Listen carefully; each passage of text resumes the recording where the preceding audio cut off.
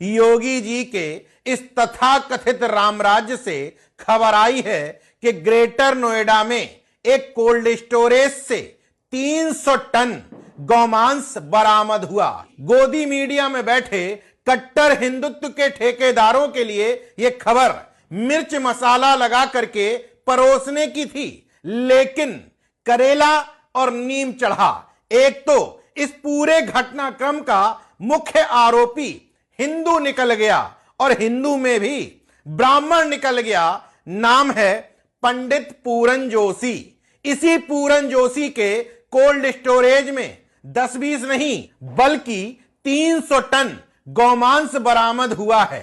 हालांकि गोदी मीडिया खुर्शीदुन नबी के नाम से काम चला सकती थी, लेकिन जो 5 आरोपी गिरफ्तार हुए उसमें पंडित पूरन जोशी के अलावा अक्षय सक्सेना, शिव शंकर और सचिन के नाम सामने आ गए, तो गोदी मीडिया के लिए यह एजेंडा फिट नहीं बैठ पाया।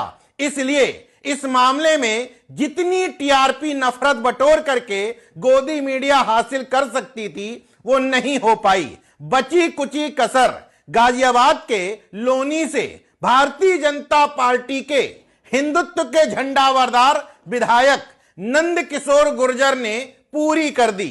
दरअसल वो अपने लाव लश्कर के साथ ग्रेटर नोएडा पहुंच गए आला अधिकारियों से मिलने, ये कहने के लिए कि आरोपियों के खिलाफ कड़ी कार्रवाई करो, लेकिन ये कहते कहते अपनी ही सरकार पर सवाल खड़े कर दिए कि योगी जी की नाक के नीचे बैठे हुए 2 सीनियर ऑफिसर इस पूरे घटनाक्रम में गौमांस की खरीद फरोख्त में मदद करते हैं।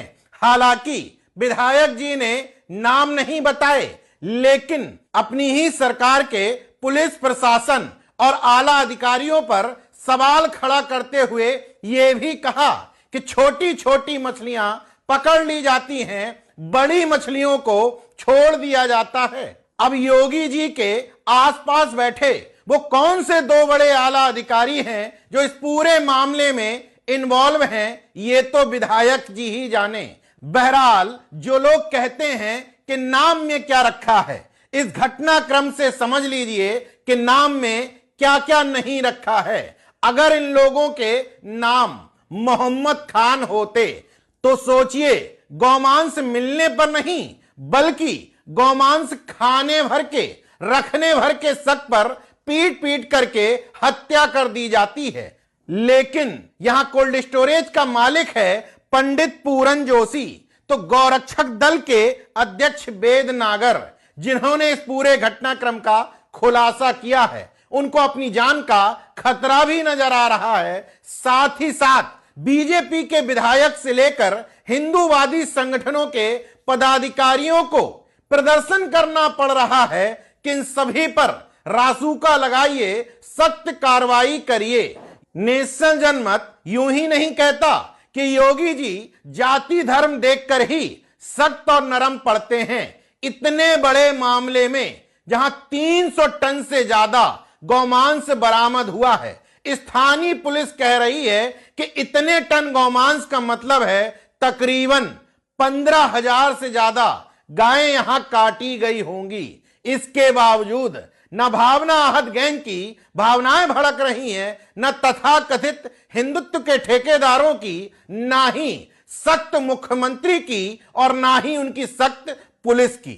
हालांकि पंडित पूरन जोशी बड़ी मात्रा में कई सालों से गौमांस बेच रहे थे। नेशनल जनमत के लिए यह कोई अचरज की बात नहीं, क्योंकि नेशनल जनमत पहले ही खुलासा कर चुका है कि भारत में तमाम मीट एक्सपोर्टर्स कंपनियां जिनके नाम इस्लामिक नामों पर रखे गए हैं, उनके मालिक कट्टर हिंदू हैं।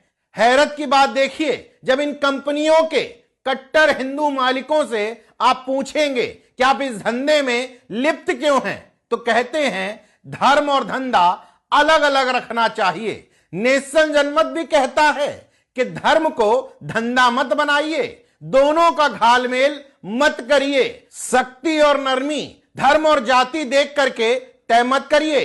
पंडित पूरन जोशी को इस मामले में जो सजा मुकर्रर की जाएगी उसी तरह की सख्ती आरोपियों के नाम में अंसारी या मोहम्मद लगी होने पर होनी चाहिए।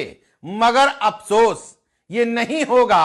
अगर ऐसा कर दिया तो उनका हिंदू मुस्लिम का कट्टरवादी एजेंडा कैसे चल पाएगा और चुनाव के समय पिछड़े दलितों को कट्टर हिंदुत्व के एजेंडे में कैसे फंसा पाएंगे।